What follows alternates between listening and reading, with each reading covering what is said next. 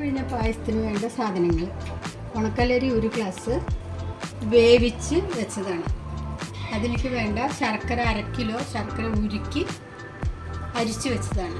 2-ാം പാല്, 1-ാം പാല്, ചുക്ക് ജീരകം പൊടിച്ചത്. അരിയിലേക്ക് ശർക്കരപ്പാനി ഉരുക്കിയത് പൊടിക്കണം. ഇത് നല്ലോണം ഇളക്കി യോജിപ്പിച്ച് കുറുകി വരുമ്പോൾ 2-ാം പാൽ ഒഴിക്കണം. 10 മിനിറ്റ് നല്ലോണം ഇളക്കി കുറുകിയതിന് ശേഷം 2-ാം പാൽ ഒഴിക്കണം.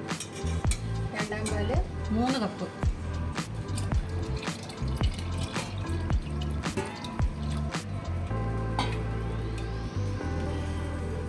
നല്ല കുറുകിയതിന് ശേഷം 15 മിനിറ്റ് തിളപ്പിച്ച് നല്ല കുറുകിയതിന് ശേഷം 1-ാം പാലിൽ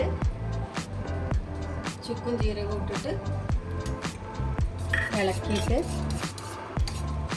കട്ടയില്ലാതെ പായസത്തിൽ ഒഴിച്ചിട്ട് വാങ്ങും.